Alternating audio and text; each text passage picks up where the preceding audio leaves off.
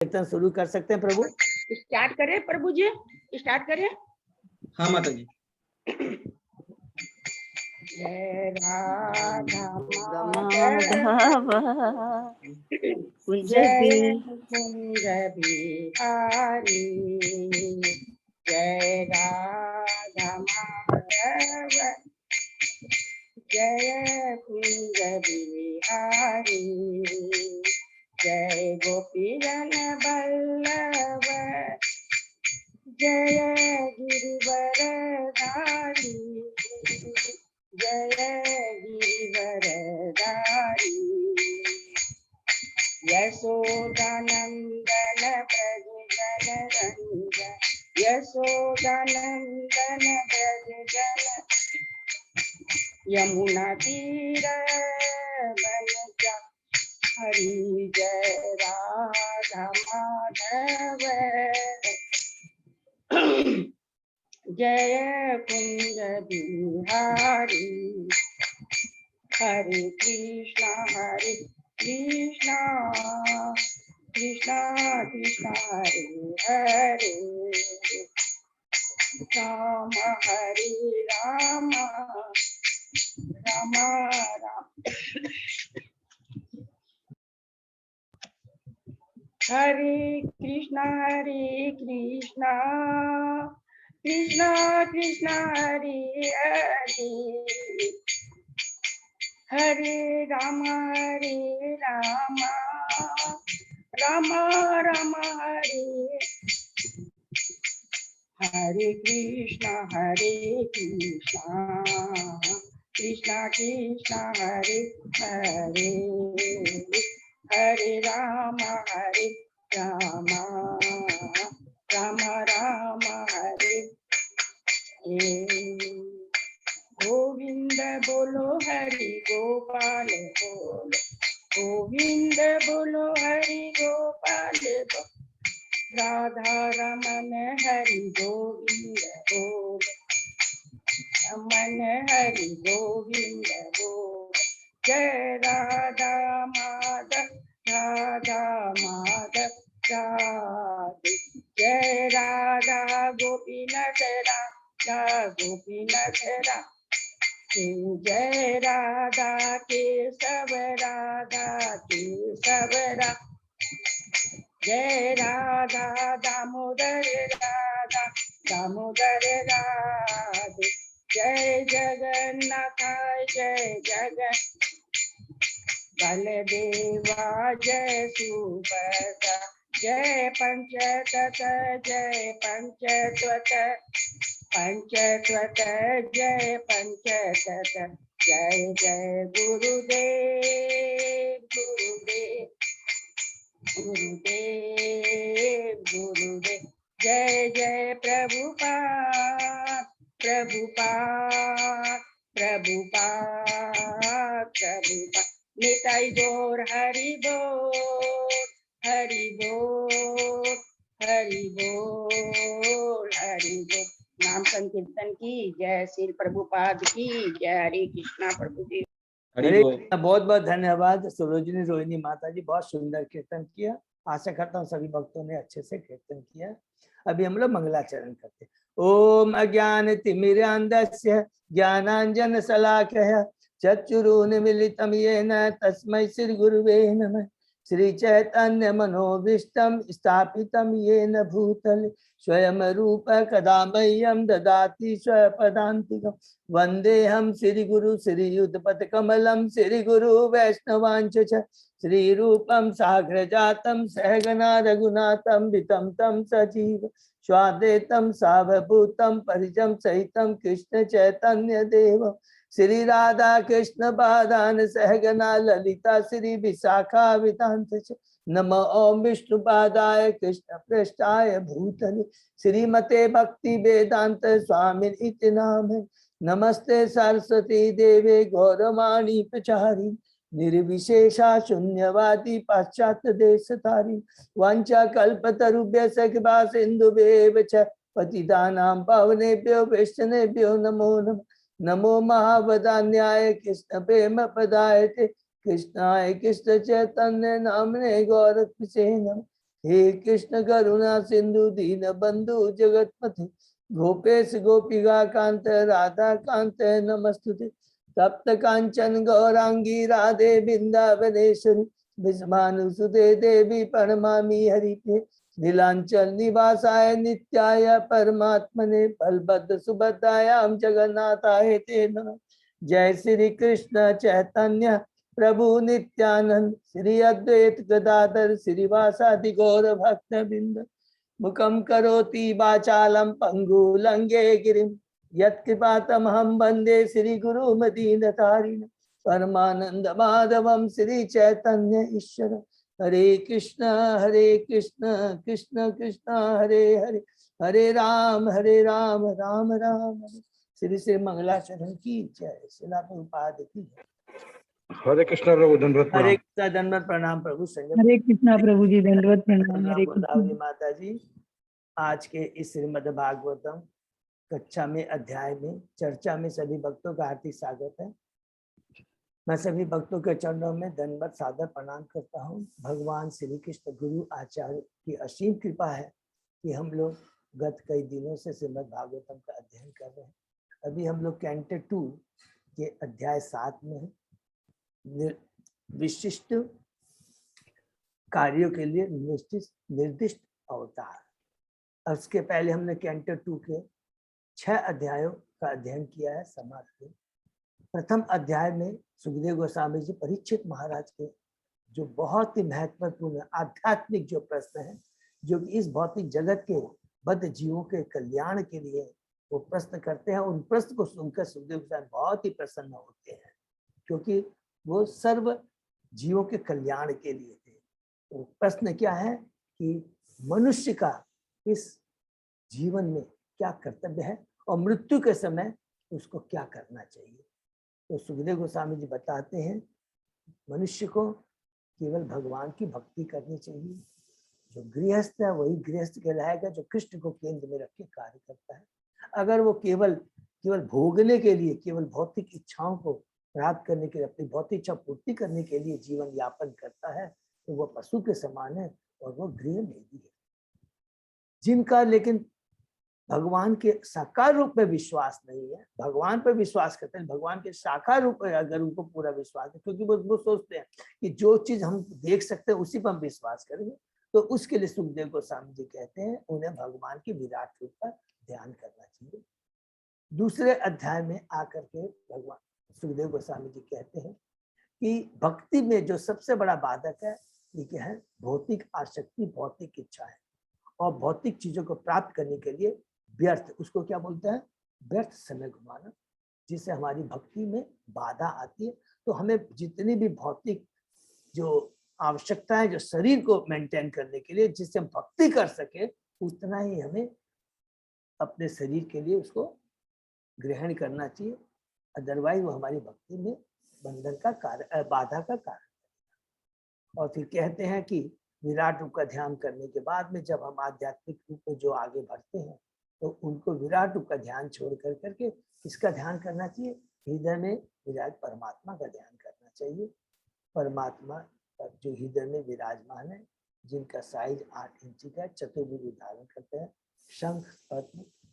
शंख गदा पद्म और चक्र, 4 चीज वो धारण करते हैं। बहुत सुंदर वर्णन है इस प्रकार करना चाहिए। और फिर कहते हैं कि जिन लोगों को अभी भी भौतिक इच्छाएं हैं, उनको क्या करना चाहिए, क्रम मुक्ति की ओर अग्रसर करना चाहिए। धीरे धीरे निम्न लोकों से धीरे धीरे ऊंचे लोक में जाकर के फिर वहां से वो जाकर करके इन भौतिक जगत से मुक्ति प्राप्त कर सकते हैं। किंतु ब्रह्म ज्योति में ही में उनको स्थान मिलता है, भगवान के वैकुंठ और गोलोक धाम में ध्यान मिलता है, क्योंकि उसके लिए क्या चाहिए, भगवान की भक्ति चाहिए। और किंतु अंत में यही स्थापित करते सुखदेव गोस्वामी जी की अल्टीमेटली जीवन का लक्ष्य तो एक ही है, वो क्या, भगवान की भक्ति। इतने सारे इन डायरेक्ट अप्रत्यक्ष साधनों में न जाकर करके, कर्म योग, ज्ञान योग, ध्यान योग, इसमें न जाकर करके, जो कि बहुत ही कठिन मार्ग है, बहुत ही कठिन मार्ग है नंबर 1। और इस कलयुग में स्पेशली बद्ध जीव के लिए वो असंभव है। इसलिए उन्हें सीधा अप्रत्यक्ष भगवान की विधि, जो बहुत ही सरल है और सर्वोच्च लक्ष्य प्रदान करती है, करना चाहिए श्रवण कीर्तन और स्मरण। तीसरे अध्याय में जिसका शीर्षक है हृदय परिवर्तन, उसमें सुखदेव गोस्वामी जी कहते हैं कि जो देवता है, अलग अलग देवता जो कि भगवान के स्पेशल पावर प्रद जो अंग है, जो भगवान के अंश हैं, उन वो केवल हमको वही चीज प्रदान कर सकते हैं जो केवल भौतिक है, केवल भौतिक सुविधाएं प्रदान कर सकते हैं। और जिनकी बहुत सारी भौतिक इच्छाएं अभी भी है वो देवताओं के पास जाते हैं। लेकिन कहते हैं कि अगर वास्तव में भौतिक भी इच्छा है तो उनको भगवान के पास से डायरेक्ट जाना चाहिए। भगवान के पास डायरेक्ट जाने से क्या होता है, भगवान हमारी जो अज्ञानता है, अज्ञानता को दूर करते। कैसे? जो चीज की आवश्यकता नहीं है, जो हमारी आध्यात्मिक उन्नति में अवरोधक है, भगवान क्या करते हैं, उस चीज को हटा देते हैं। तो भौतिक इच्छाओं के लिए जाते हैं तो भगवान देते हैं, लेकिन उतना ही देते हैं जितना हमको आवश्यक है।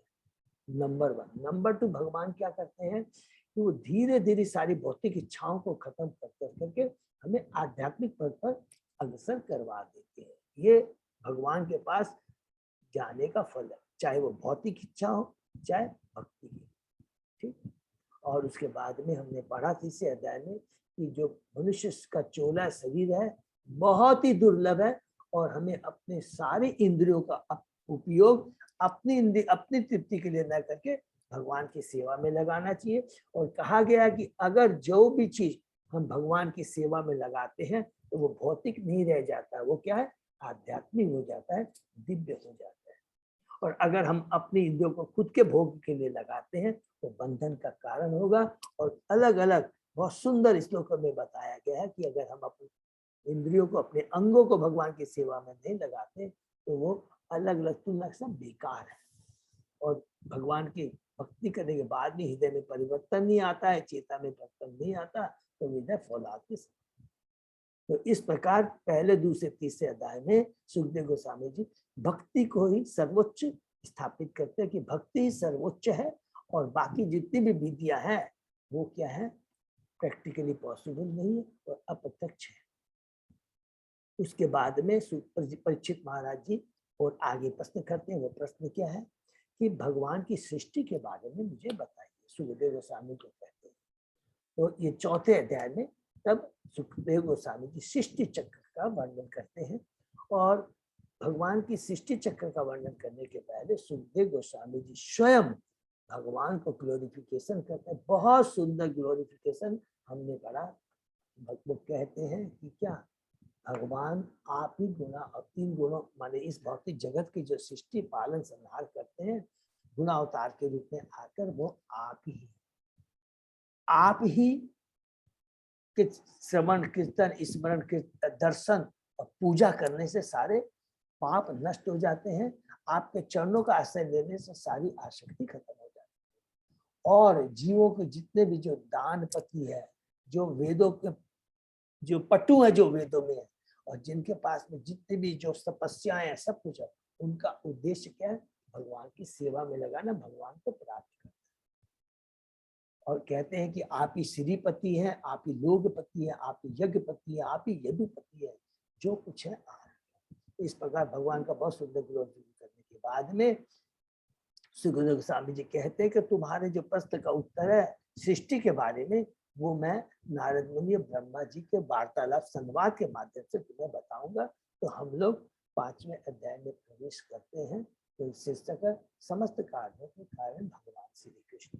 उसको बहुत ही सुंदर है कि किस प्रकार नारद मुनि जी पहले ब्रह्मा जी को कहते हैं पहले कि मेरे जो सोच है, जितनी मेरी समझ का, उसके अनुसार इस सृष्टि के जो भी भविष्य में, वर्तमान में, भूतकाल में जो कुछ भी घटित होता है, जो भी रचना होती है, जिसका पालन होता है सृष्टि का और जो संहार होता है, वो उसके पीछे आपकी ही शक्ति है और कोई नहीं है।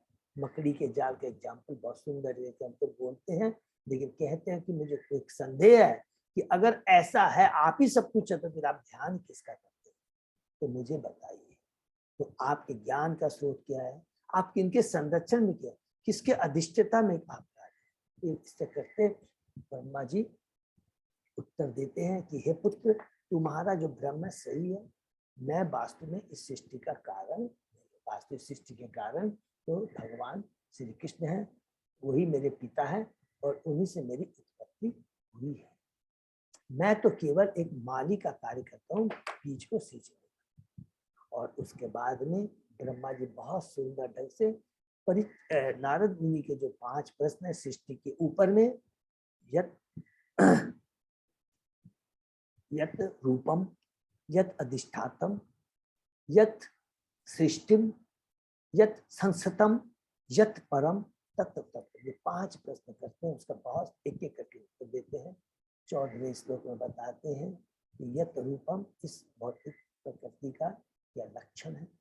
15वें 16 में बताते हैं अधिष्ठातम एंड परम, यत परम, कि सब कुछ भगवान के चरणों में ही आश्रित है। जो कुछ भी है उन्हीं से सारे वेदों की उत्पत्ति हुई है, वही सभी देवताओं के भी स्रोत हैं। जितने भी लोकपति है, यज्ञपति है, जितने भी तपस्याएं हैं, यज्ञ है, सब कुछ भगवान के ही निर्मित है, वही परम गति है। उसके बाद में सृष्टि के बारे में बताते हैं। उसके बाद में बोलते हैं कि जीव और भगवान में क्या फर्क है, उनका अंतर बहुत सुंदर ढंग से बताते हैं। 21वें श्लोक से लेकर के 35 श्लोक के अंदर में हमें सृष्टि के बारे में बताते हैं। बहुत ही सुंदर हम लोग ने डिटेल में डिस्कशन किया कि किस प्रकार महाविष्णु या कर्णोदक्षाई विष्णु के माध्यम से ये पूरे 33 जो तत्व है जो दरकार पड़ते हैं इस सृष्टि को, इस ब्रह्मांड को बनाने में, जो 33 अवयव की दरकार होती है, बहुत सुंदर ढंग से डिटेल में उन्होंने समझाया 21।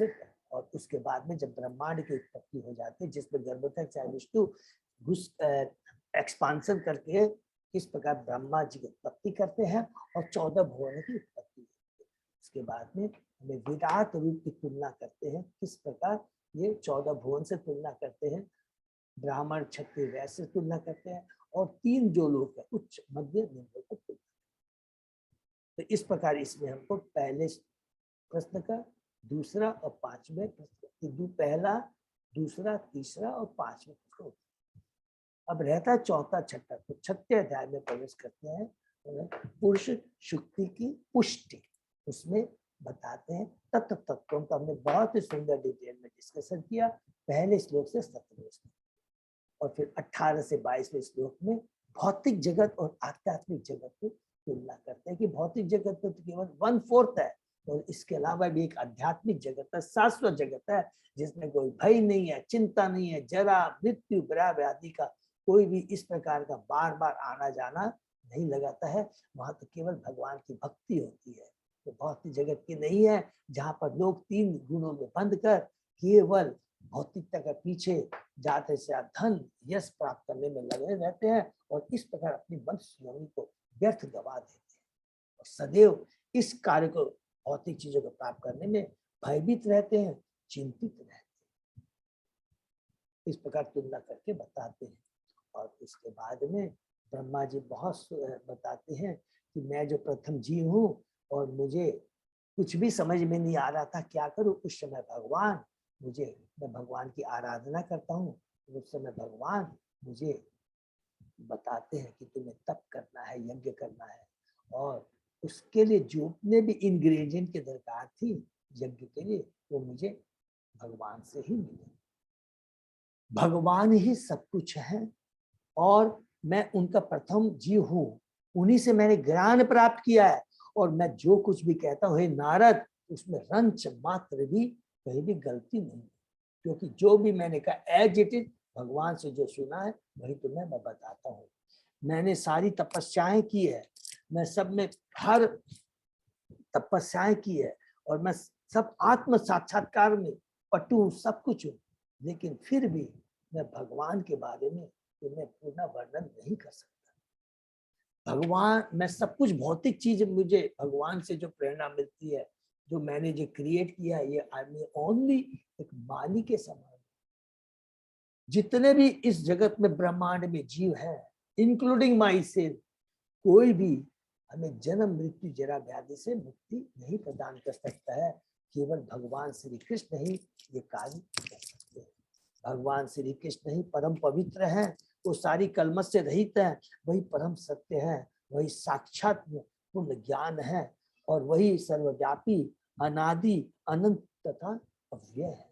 इस प्रकार कहने के बाद में कहता है कि हे नारद, अभी तक तुमने जो कुछ भी मुझसे पूछा था, मैंने तुमको इन सारे प्रश्नों का उत्तर दिया है।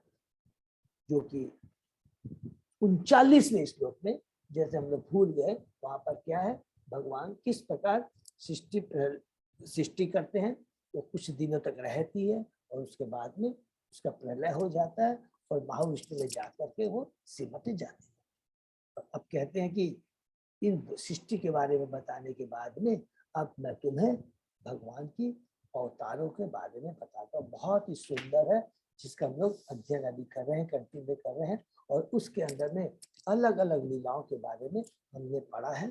तो सर्वप्रथम हम लोगों ने बराह अवतार के बारे में पढ़ा, उसके बाद में सुयज्ञ के बारे में पढ़ा, उसके बाद में कपिल भगवान के बारे में पढ़ा, और उसके बाद दत्तात्रेय के बारे में, उसके बाद में चतुष्कुमारों के बारे में, उसके बाद में नर नारायण, भगवान नर नारायण के बारे में, फिर उसके बाद में पृथ्वी वर्ग माने ध्रुव महाराज को जब आते हैं पृथ्वी वर्ग के रूप में अवतार लेकर के ध्रुव महाराज पर कृपा करते हैं। उसके बाद में पृथु महाराज, जो कि भगवान के कौन से हैं, शक्तियावेश अवतार हैं, पृथु महाराज के बारे में। और उसके बाद में ऋषभ देव अवतार के बारे में, उसके बाद में हरिग्रीव के बारे में, उसके बाद में मत्स्य अवतार, उसके बाद में कुर्म अवतार के बारे में, उसके बाद में हमने नरसिंह देव अवतार में पढ़ा, और उसके बाद में हमने गजेंद्र मोक्ष के ऊपर पढ़ा। उसके बाद में हमने वामन देव का अवतार के बारे में पढ़ा, फिर हंसा अवतार के बारे में पढ़ा, और उसके बाद में मनवंतर अवतार के बारे में।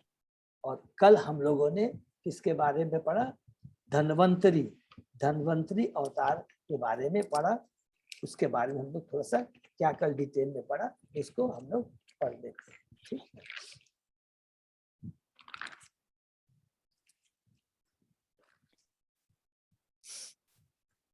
प्रभुपाद धन्वंतरी अवतार में भगवान अपने साक्षात यश के द्वारा निरंतर रुग्ण रहने वाली जीवात्माओं के रोगों को तुरंत अच्छा कर देते हैं। तो धन्वंतरी अवतार में उनसे ही सारे जो देवता हैं, उनको जो दीर्घ आयु मिलती है, उन्हीं धन्वंतरी भगवान के अवतार से मिलती है। उन्होंने विश्व में औषधि विज्ञानमय आयुर्वेद का प्रवर्तन किया, उन्होंने ही इसका उत्पत्ति की। बहुत सुंदर।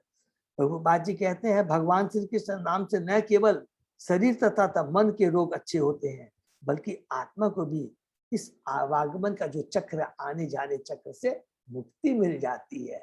तो असली भगवान का कार्य वही है। भगवान का नाम एक क्या है, भौषधि भी है, जिसका अर्थ है भव रोगों से मुक्ति प्रदान करना। तो बहुत सुंदर बोलते हैं प्रभुपाद जी में कि ये जो बात है, धन्वंतरी अवतार में आकर जो भौतिक शरीर के जो वो भगवान उसके रोगों को दूर करते हैं, तो बहुत ही मामूली चीज है, लेकिन वास्तविक भगवान का उद्देश्य क्या है, इस भौतिक भव सागर से बद्ध जीवों को छुट्टी दिलाना। ये मुख्य भगवान का उद्देश्य आने का।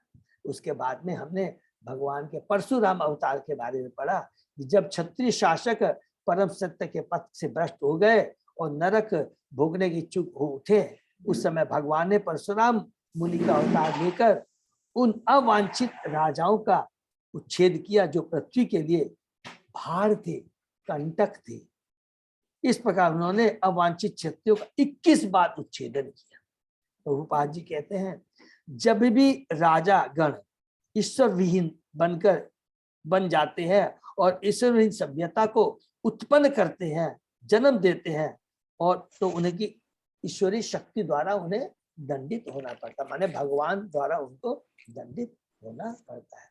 हमने ये पढ़ा था, ये बहुत जरूरी है। इसके अंदर बहुत बड़ी एक शिक्षा हम याद रखेंगे। जब भी हमको कोई एक सीनियर पोस्ट मिलता है या कोई बड़ा दायित्व मिलता है, अगर हम उस दायित्व का दुरुपयोग करते हैं तो उसका हमें बहुत ही बड़ा दंड भोगना पड़ता है। इसीलिए माता पिता गुरु आचार्य इन सब के ऊपर जो भी आश्रित है, इन लोगों का कर्तव्य बनता है कि इन जो आश्रित है जो बेचारे अज्ञानी है उनको किस प्रकार उनका जो जीवन का लक्ष्य है उसके बारे में बताए, अर्थात भक्ति के बारे में बताए। ये बहुत जरूरी है। उसके बाद में 23 से लेकर के 25वें श्लोक में इस ब्रह्मांड के सब जीवों पर कृपा करने हेतु भगवान श्री रामचंद्र कौन से कुल में, इक्ष्वाकु कुल अर्थात सूर्य वंश में इस धारा पर प्रकट हुए। वो अपने अंशों के साथ, अपने अंतरंगा अंशों के साथ कौन हमने पढ़ा था, लक्ष्मण, भरत और शत्रुघ्न, और उनकी अंतरंगा शक्ति सीता देवी के साथ दशरथ पिता की आज्ञा से वो बन गए और कुबुद्धि ईश्वर विहीन 10 सिर वाले रावण के, जिसने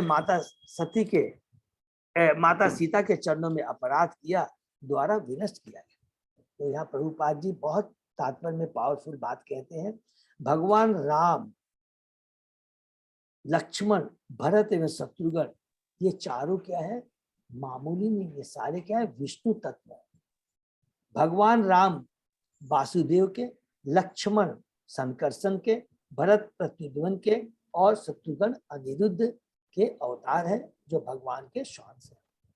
लक्ष्मी जी सीता भगवान की अंतरंगा शक्ति है, ये कोई सामान्य स्त्री नहीं है।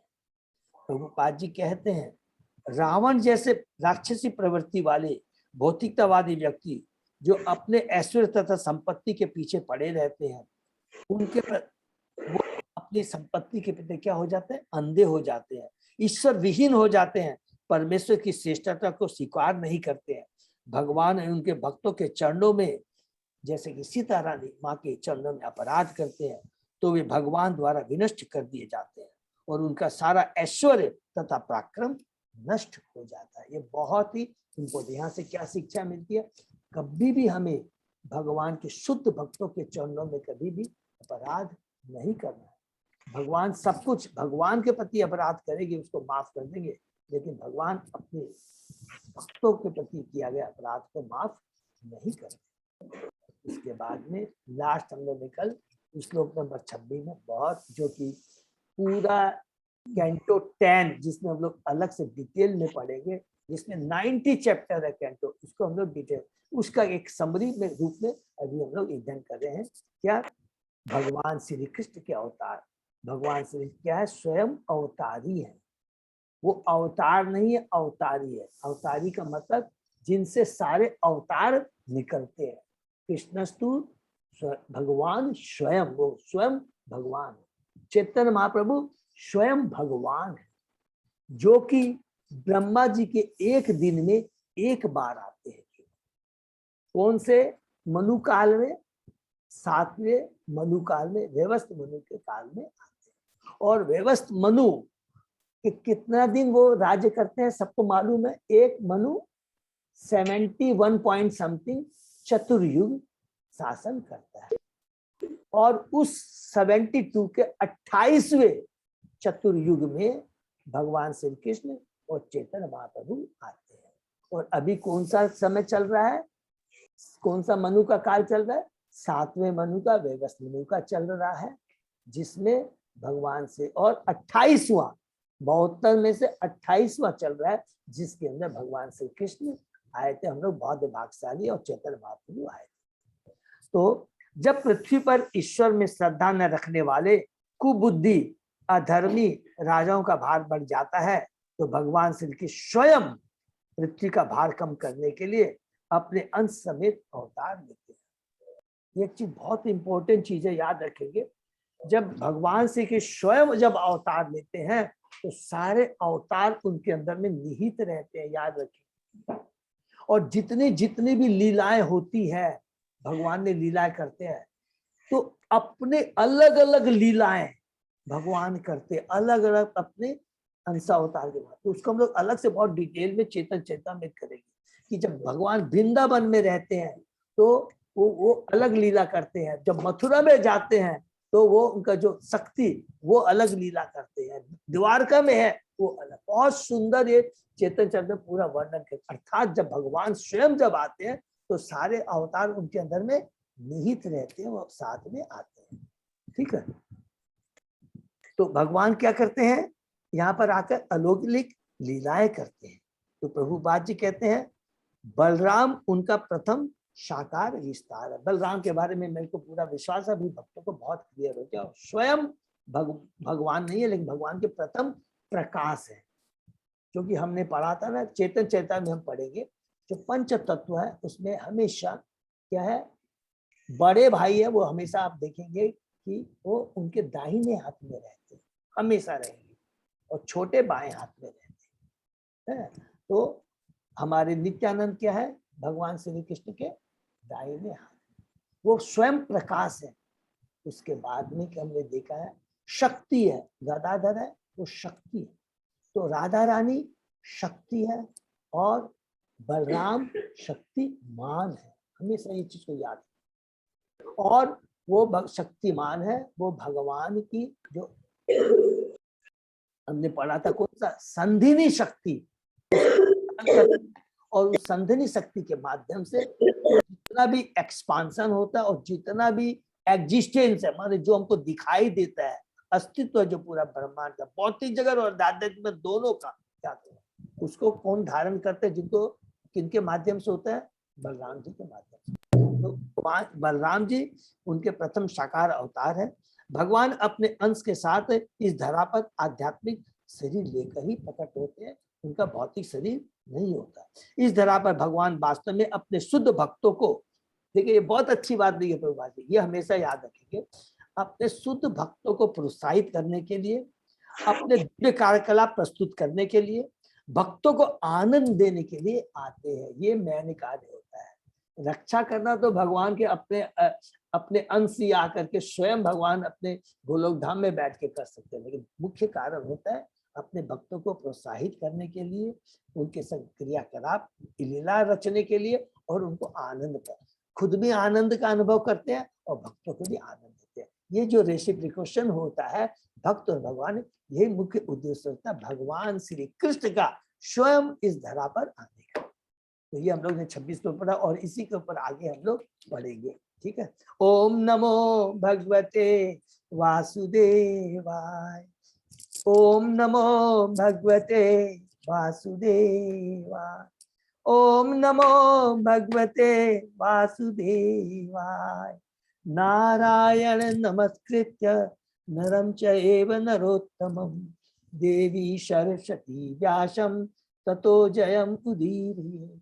नष्टप्रायेषु अभद्रेषु नित्यं भागवत सेवया, भगवती उत्तम श्लोके भक्ति भवति नैष्ठिकी। आराधयो भगवान ब्रजेश तनय, ततधाम वृंदावनम, रमया काचिदुपासना व्रजवधू वर्गेण या कल्पिता। श्रीमद्भागवतम प्रमाणम प्रेमा उवर्तो महान, श्री चैतन्य महाप्रभो मतम इदम तत् आदरो न परः। हरे कृष्ण कृष्ण कृष्ण हरे हरे, हरे राम राम राम हरे हरे। तो हम लोग आगे बढ़ते हैं, अध्याय 7 श्लोक नंबर 27। अजय प्रभु ये ठीक है? हाँ प्रभु जी, प्रभु थैंक यू।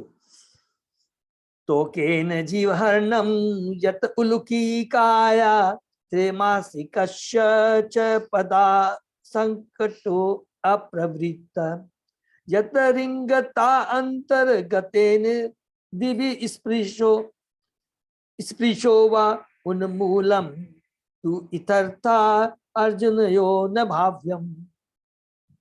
भगवान श्री कृष्ण के परमेश्वर होने में कोई संदेह नहीं है, अन्यथा जब एक अभी अपनी माता की गोद में थे तो पूतना जैसी राक्षसी का वध किस प्रकार कर सकते थे? 3 मास की आयु में ही अपने पांव से छकड़े को कैसे पलट सकते थे? और जब घुटने के बल चल रहे थे तभी गगनचुंबी अर्जुन वृक्षों के जोड़ों को समूल कैसे उखाड़ सकते थे? ये सभी कार्य स्वयं भगवान के अतिरिक्त अन्य किसी के लिए नहीं। तो यहाँ पर भगवान की थोड़ी छोटी समरी में लीलाओं के बारे में बताते हैं कि पहली जैसे कि उन्होंने पुतना का कैसे वध कर करके उनको धाई का माता का उन्होंने पद प्रदान किया। बहुत पावरफुल है। हम लोग अलग से पुतना को इतना बड़ा सौभाग्य जो पुतना को मिला है वो इसका शब्दों में वर्णन नहीं कर सकते हैं। अलग अलग आचार्यों ने इसके बारे में बहुत ही भगवान ने उसको अपने धाम में उसको शरण दी, पुतना को याद रखिए।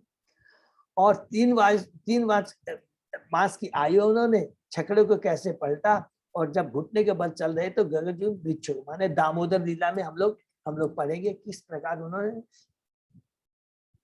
अर्जुन वृक्ष है उनको नल कुबेर उनका किस प्रकार उन्होंने मुक्त। तात्पर्य पढ़ते बहुत बड़ा, लेकिन थोड़ा सा पढ़ने से अच्छा है, बहुत है पढ़ते हैं। भगवान का निर्माण मानसिक कल्पना या फोटो की गणना से नहीं किया जा सकता, जैसा कि आजकल के अल्पज्ञानी लोग करने लगे हैं कि भगवान को बहुत सस्ता समझते हैं, खुद को भगवान कहने लगते हैं। लेकिन भगवान का मतलब क्या है और भगवान किसको बोल सकते हैं, हमने अभी भी पढ़ा है। तो भगवान जो अवतार लेते हैं उनमें एक विशेष लक्षण होते हैं। एक किस समय में अवतार लेंगे, किसके यहाँ अवतार लेंगे, कौन उनके माता पिता होंगे, उसका सारा वर्णन शास्त्रों में रहता है।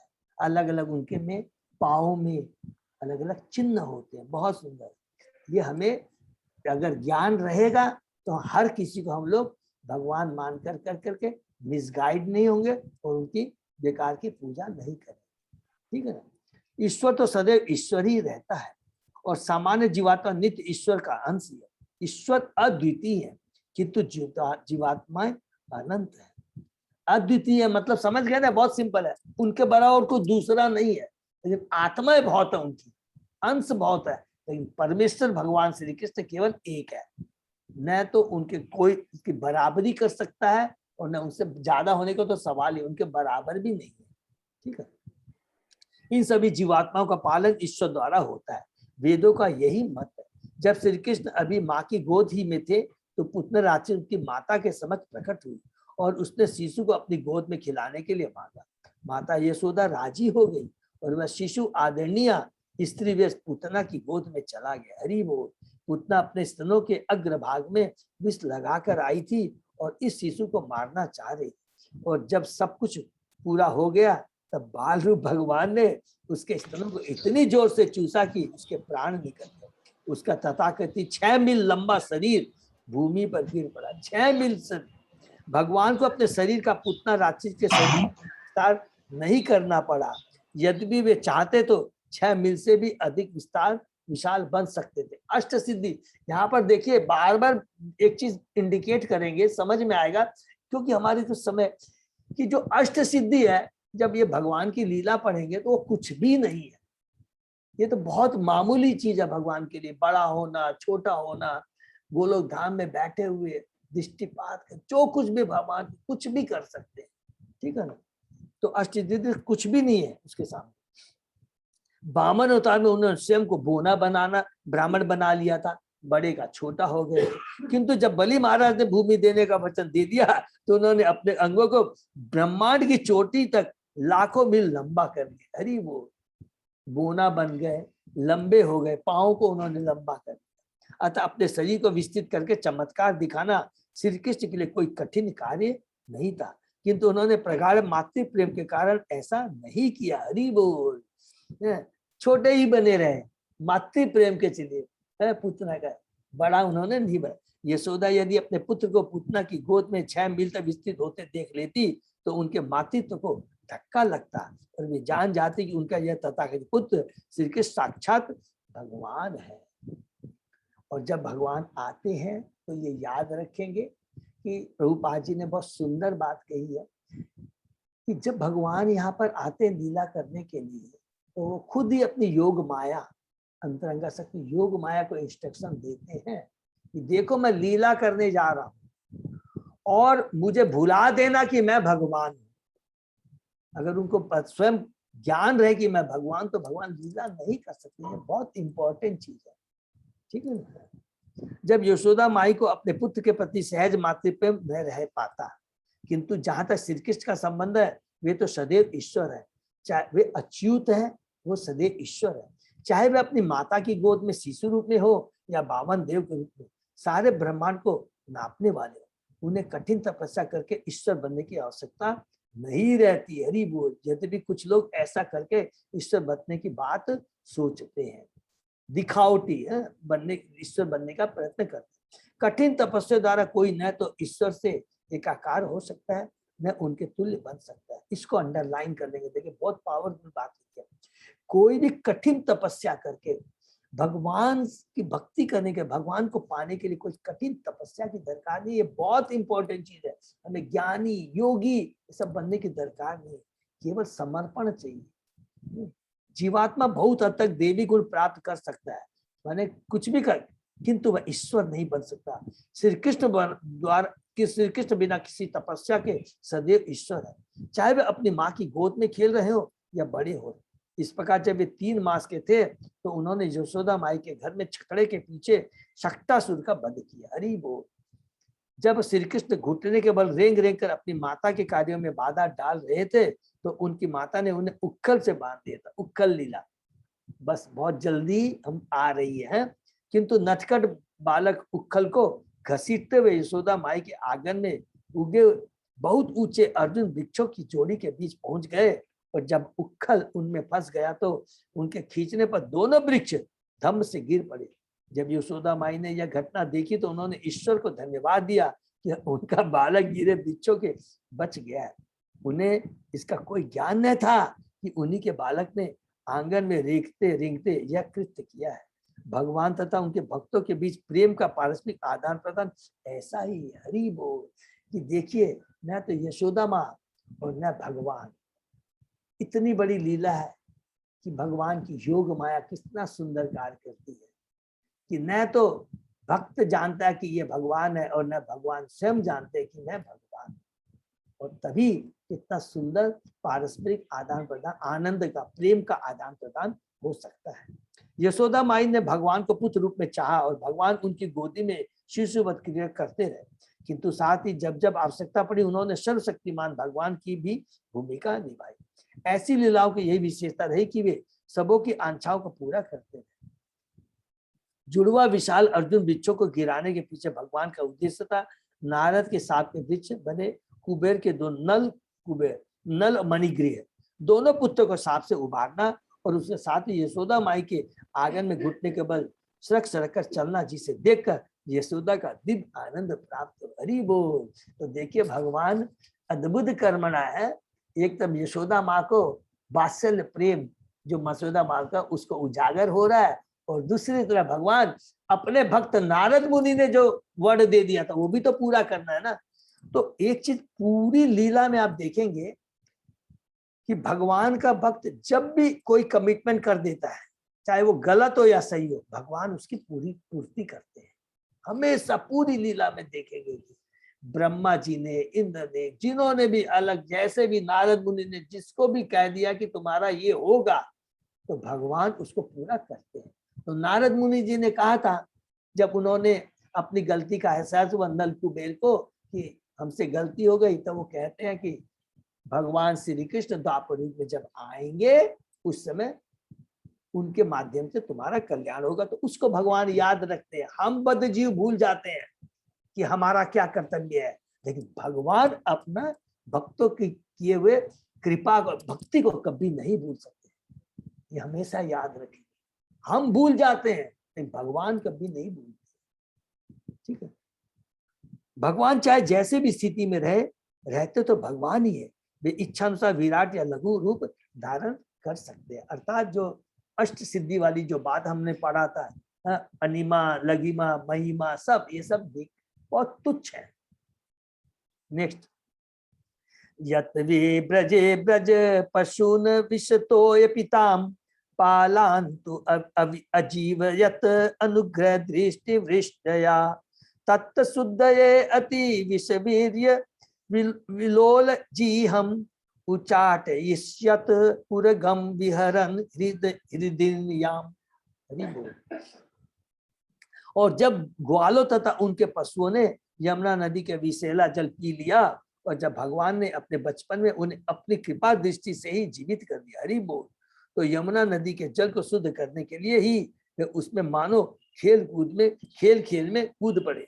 उन्होंने विषैले कालिया नाग को दंड दिया जो अपनी लप लपाती जीभ से विष की लहरें निकाल रहा था। भला परमेश्वर के ऐसा महान कार्य करने में और कौन समर्थ है। हरि बोल। ये सारी चीजें इतनी इंपॉर्टेंट है। लीलाओं के बारे में पढ़ने से हमारा क्या हो रहा है, प्योरिफिकेशन हो रहा है। आज हम ये जो पढ़ रहे हैं ये हमारा प्योरिफिकेशन हो रहा है, भगवान के प्रति हमारी भक्ति और प्रगाढ़ हो रही है। ये बहुत इंपॉर्टेंट। नंबर 3, अगर कोई पाखंडी है जो कहता अपने को भगवान कहता है, तो तुरंत हम कह सकते हैं भगवान ने ऐसा किया था, उसका तुम 0.0001% भी करके दिखाओ, तो हम उस पाखंडी लोगों को हरा सकते हैं, और जो भोली भाली जनता को जो कंफ्यूज करते हैं, मिसगाइड कर सकते हैं, उससे उनको दूर रख सकते हैं। ठीक है। तत्कर्म दिव्यम इवियत निशे निश्यानाम दाव सुचीवने परिध्यमाने उनेष्यति ब्रजम अत अवशीत अंतकालम नेत्रे पिधाप्य सबल अनधिगम्य वीर्य। कालिया नाग को दंडित करने के दिन ही रात्रि समय जब ब्रज भूमि के समस्त वासी निश्चिंत होकर सो रहे थे, तो सूखी पत्तियों के कारण जंगल में अग्नि धधक उठी और ऐसा लगा मानो उनकी मृत्यु अवश्यंभावी है। किंतु आंखें बंद करके बलराम जी के साथ भगवान ने उन सबको बचा लिया। ऐसे है भगवान के अलौकिक कार्यकलाप। ठीक है। तो किस प्रकार भगवान ने अग्नि को किया। यद्यपि इस श्लोक में कहा गया कि भगवान का यह कार्य अलौकिक है, किंतु यह समझ लेना चाहिए कि भगवान के सारे कार्यकलाप सदैव ही अलौकिक होते हैं, और इस प्रकार वे सामान्य जीवों से भिन्न है। भगवान और भगवान के आत्माओं में, अंशों में क्या फर्क है, और सारे उनके कार्य क्या होते हैं, दिव्य होते हैं, दिव्य आनंद प्रदान करने वाले होते हैं, और अमानवीय होते हैं, अर्थात वो मानव की सोच के परे है।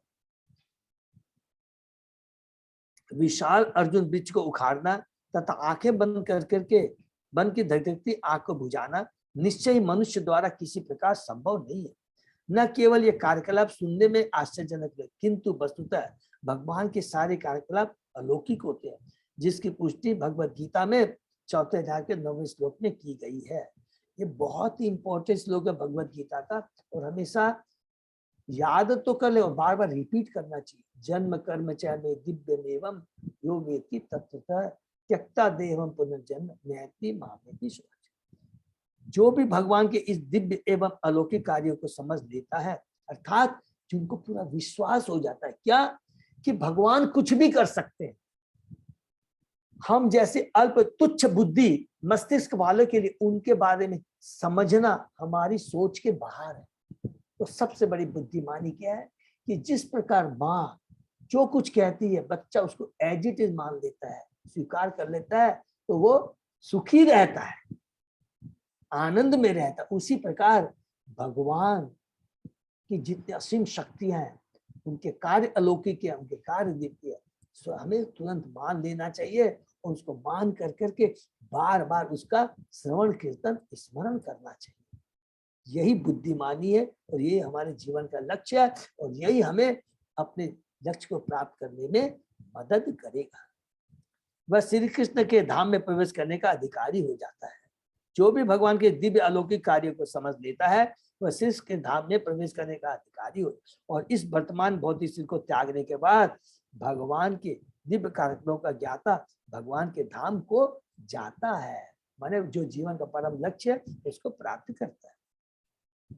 गृहीत यत यत उपबंधनम अमुष्य माता सुलभम सुतस्य न तु तत् तत् अमुष्य माति यत जीम भत अस्य वदने भुवनानि गोपी संवीक्ष्य संकित प्रतिबोधितासीत। जब गोपी कृष्ण की धात्री माता यशोदा अपने पुत्र के दोनों हाथों को रस्सियों से बांधने का प्रयास कर रही थी, तो उसने देखा कि वह रस्सी हमेशा छोटी पड़ जाती थी।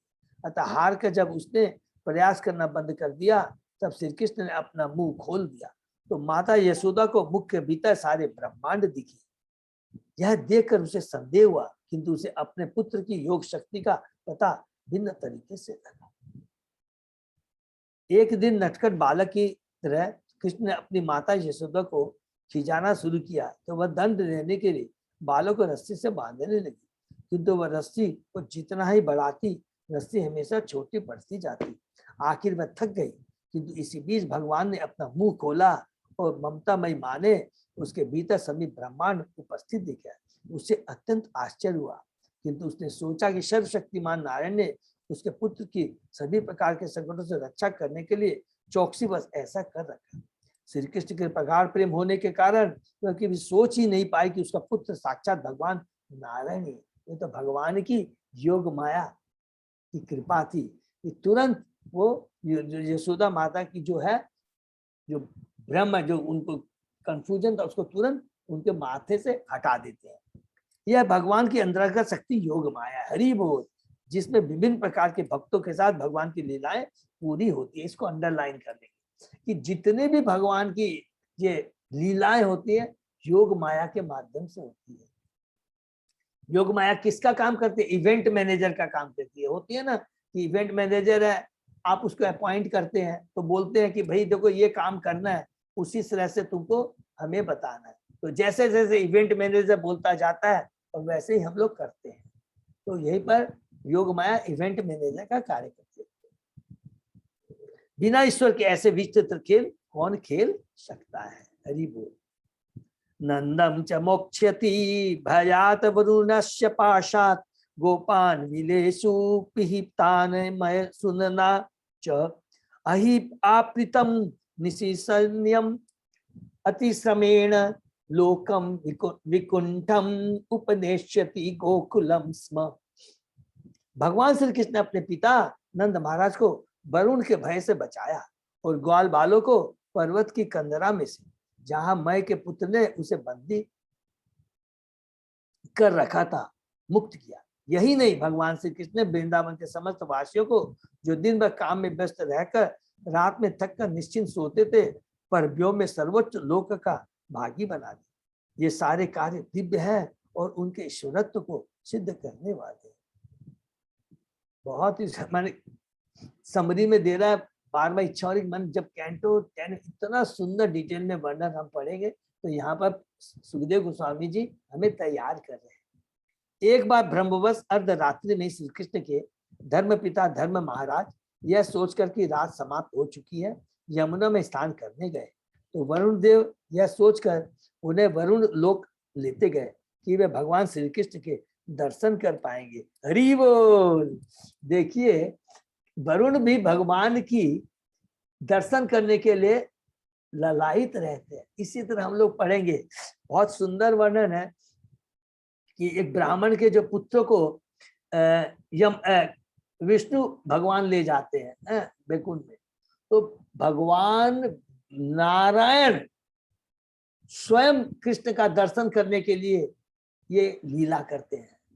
स्वयं भगवान नारायण, उस वो लीला पढ़ेंगे तो हमको सबको समझ में आ जाएगा कि नारायण कौन है और भगवान श्री कृष्ण स्वयं कौन है।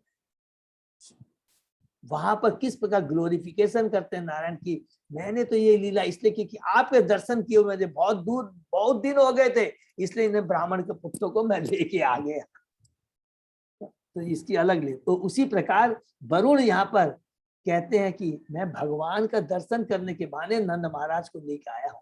तो उसमें बहुत सुंदर लीला है। जब नंद महाराज वहां जाते हैं और भगवान श्री कृष्ण उनको ले छुड़ाने के लिए जाते हैं, तो किस प्रकार वरुण भगवान श्री कृष्ण का ग्लोरिफिकेशन करते हैं, उनकी आवभगत करते हैं। उस समय में नंद महाराज घबरा जाते हैं और जब वो वापस में आते हैं वृंदावन में, बोलते अरे तुम्हारा ये बेटा यशोदा ये मामूली नहीं है, ये भगवान है। और फिर योग माया के माध्यम से फिर उनको भुला देते हैं। बहुत सुंदर सुंदर लीला है। श्री भगवान कृष्ण अपने पिता को छुड़ाने गए। वास्तव में नंद महाराज बंदी नहीं थे, क्योंकि वृंदावन के सारे निवासी अहरनिश श्री कृष्ण का चिंतन करते हुए भक्ति योगी समाधि में निमग्न रहते। उन्हें किसी भौतिक कष्ट का भय न था।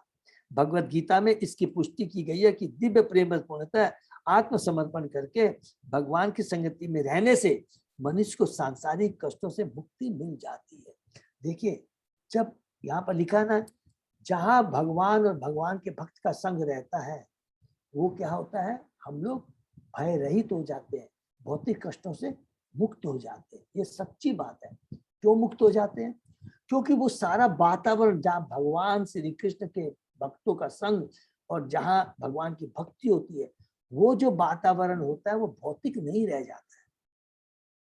दुख तो भौतिक जगत में होता है, तीन बंधन से कारण से, तीन गुणों के प्रभाव से होता है। लेकिन जहाँ भगवान की भक्ति होती है, भगवान के भक्त होते हैं, वहां तीन गुणों का प्रभाव नहीं रहता। ये सच बात है। इवन यमराज भी वहां नहीं पूछ सकता है। सारे कष्ट, दुख, भय, मोह सब नष्ट हो जाते हैं। भगवद गीता इसकी पुष्टि की गई कि दिव्य प्रेमवश पूर्णतः आत्मस्पर्श करके भगवान की संगति में रहने से मनुष्य को सांसारिक कष्टों से मुक्ति मिल जाती है। यहाँ यह स्पष्ट इसलिए कि वृंदावन के वासी दिन भर कठिन परिश्रम करते थे और थक कर रात में चैन की नींद सोते थे। क्यों सोते थे? सदैव कृष्ण का ही तो चिंतन करते थे और कृष्ण उन लोगों का चिंतन करते थे। अर्जुन ने जयदत्त को मारने की प्रतिज्ञा की कि मैं तुम्हें कल मारूंगा, और आराम से जाके सो जाता है। क्यों सो जाता है? अरे मैंने तो कमिटमेंट कर दिया, प्रतिज्ञा कर दिया, बाकी काम तो श्री कृष्ण का है, वो देखे। इतना निर्भर होता है भक्त को भगवान के। भगवान को ज्यादा चिंता हो जाती है जब कोई भी भक्त कमिटमेंट करता है। अरे तू ये करके आ गया, अरे ब्रह्मा जी कुछ भी करे सोच समझ के दिया कर, हे शिव जो भी वरदान दे कुछ भी बोले तो सोच समझ के दिया कर। भगवान बोलते रहते हैं लेकिन वो आनंद भी प्राप्त करते हैं। क्यों आनंद प्राप्त करते हैं? ये जो वरदान भी दिया जाता है, जो ब्रह्मा जी शिव देते हैं, ये भी भगवान की कृपा से ही होता है, क्योंकि भगवान लीला करना चाहते हैं। तो भगवान की क्रिया, भगवान के कार्य बड़े अद्भुत होते हैं। फलतः उन्हें पूजा करने या आध्यात्मिक कार्यों के लिए प्राय बहुत कम समय मिल पाता था, किंतु वास्तव में सर्वोत्कृष्ट आध्यात्मिक कार्यों में ही मग्न रहते थे। उनका हर कार्य आध्यात्मिक होता था क्योंकि वह श्री कृष्ण के लिए ही होता था। जो भी कार्य है अगर कृष्ण के लिए होता है वो आध्यात्मिक होता है, वो सारे हमें कष्टों से दूर कर देता है और ये तीन गुण से हमें दूर रखता है। तीन गुण का प्रभाव, इस माया का प्रभाव नहीं पड़ेगा अगर हम हमारे सारे कार्य कृष्ण को केंद्र में रखकर होंगे। उनके कार्यों के केंद्र बिंदु श्री कृष्ण थे। फलतः उनके सारे तथाकथित भौतिक कार्य आध्यात्मिक शक्ति से संतृप्त। भक्ति योग पद्धति का यही लाभ है। मनुष्य को चाहिए कि वह हर कार्य भगवान के निमित्त करे और इस प्रकार उसके संपूर्ण कार्य कृष्ण के विचार से संतृप्त होंगे तो आध्यात्मिक साक्षात्कार में समाधि का जो आध्यात्मिक साक्षात्कार में समाधि का उच्चतम रूप है। आध्यात्मिक साक्षात समाधि का मानो वास्तव में समाधि में है, वो वास्तव में योगी है, वास्तव में वो सन्यासी है। देखिए जब आत्म साक्षात मतलब क्या है कि कोई भी हमें भौतिक चीजों से प्रति कोई न आसक्ति रहना। ध्यानी किस लिए क्या काम करता है? जो कोई योगी करता है उसका उद्देश्य क्या होता है? जो समाधि में होता है उसका उद्देश्य क्या होता है? कि मुझे ये भौतिक जो कष्ट सता रहे हैं इससे मुझे मुक्ति मिले, उसके लिए वो इतनी तपस्या करता है, ये करता है।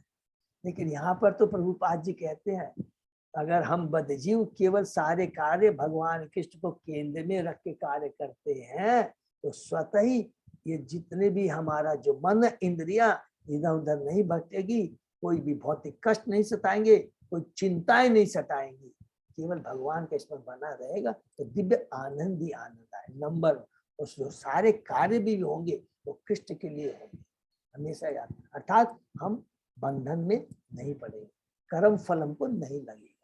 हरे कृष्णा। तो यहीं पर अपने विराम देते हैं। तो अभी भी कंटिन्यू भगवान श्री कृष्ण की लीलाओं में हम लोग करते हैं। ठीक है, तो भगवान श्री रामचंद्र और उसके बाद में भगवान श्री कृष्ण।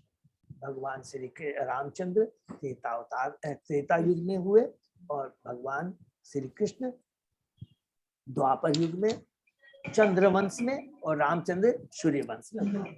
तो अभी भी उनकी जो और आगे हम लोग कल लीलाओं के बारे में। हरे कृष्णा। दंडवत प्रणाम प्रभु। हरे कृष्ण। हरे कृष्णा प्रभु जी, हरे कृष्ण, दंडवत सबको प्रणाम। दंडवत कृष्ण प्रणाम। प्रभु जी, दंडवत प्रणाम। का कोई प्रश्न है? हरे कृष्णा प्रभु जी, दंडवत प्रणाम। हरे कृष्ण प्रभु जी, हरे दंडवत कृष्णा प्रणाम। प्रभु जी, दंडवत प्रणाम। हरे और ये कृष्ण जो प्रभु हमने पढ़ा है तो एक बार जरूर से फिर से रिपीट करेंगे जितना भी हम्म। जिसको समय मिलेगा, तो बहुत अच्छा है। नहीं रिपीट, बहुत इंटरेस्टिंग भी है प्रभु जी ये तो। हाँ, हम लोग ने ये लीला वगैरह करते हैं, अपने हाँ, पढ़े जो- हुए हैं कई बार। इंटरेस्टिंग इसलिए क्योंकि ये आत्मा का भोजन है। हरि बोल। हरि ये बोल। आत्मा हरि का बोल, हरि बोल, हरि बोल, हरि बोल। हरे, तो यही विराम हरे देते कृष्णा हैं। प्रभु जी। हैं? और कोई भी सॉरी अनाउंसमेंट है अजय प्रभु? कुछ नहीं प्रभु जी। अच्छा, तो अभी तक आज बस मेरी ख्याल से टिकट में तो अभी तक जगन्नाथ ग्रुप से 40 डिवोटीज कंफर्म हुआ है और ऑलमोस्ट सबकी टिकट बन चुकी है। बहुत अच्छा हरि लग रहा है। बोल। हरि बोल। और आज ब्रज कुमार भी जा रहे हैं। मैंने उनको कहा कि तुम तुरंत चले जाओ, तो ब्रज कुमार आज जा रहे हैं और मोस्ट प्रोबेबली कल परसों में सब होटल की बुकिंग हो जाएगी। हैं? ठीक है। अगर किसी का कोई चॉइस है ना होटल का, एकदम फ्रैंकली हमको बता देंगे, अजय प्रभु को बता देंगे, तो सेम हम लोग we shall forward to Braj Kumar, क्योंकि वो कल सुबह पहुंचेंगे, उसके बाद में होटल बुकिंग। तो हम लोग चेष्टा करेंगे कि जिसकी इच्छा के अनुसार, चॉइस के अनुसार होटल मिले। अगर यदि नहीं मिलता है तो सब भक्तों से मेरी हाथ जोड़ के प्रार्थना, थोड़ा एडजस्ट करने की चेष्टा करेंगे, क्योंकि एक सबसे बड़ा प्लस पॉइंट ये है कि उस समय क्या है, गर्मी नहीं रहेगी नंबर में, तो वो ज्यादा प्रॉब्लम नहीं आएगी। एसी या नॉन एसी वाली शायद प्रॉब्लम नहीं आएगी। नहीं। फिर भी हम लोग चेष्टा करेंगे कि जिसकी जो इच्छा, उसके इच्छा के अनुसार। और हरे कृष्णा प्रभु जी। हाँ माता जी। हाँ प्रभु जी, यदि मान लीजिए मैं इस ग्रुप में जाना चाहूँ, मेरा तो क्या है एज हो गया है ना, तो मेरे को अपने हिसाब से जाना पड़ेगा। तो मैं यदि फ्लाइट से जाके वहां ज्वाइन कर लूँ? हाँ बिल्कुल कर सकती है माता जी, एकदम 100% कर सकती है। अच्छा, तो मैं फिर बता दूंगी आपको। नहीं, एकदम बताना पड़ेगा आज के, क्योंकि रूम्स तो माता जी कल बुक होना शुरू हो जाएंगे ना, वो 2 दिन ही रहेंगे, शनिवार और रविवार। अच्छा ठीक है, मैं आपको शाम तक बता दूंगी। हाँ, तो ठीक है ना, वो आपको ध्यान रखना है। हाँ जी जी। हरे कृष्ण। हरे कृष्णा, दंडवत प्रणाम। और इस बार हम लोगों के साथ हमारे टेम्पल के प्रेसिडेंट दयाराम प्रभु भी जा रहे हैं।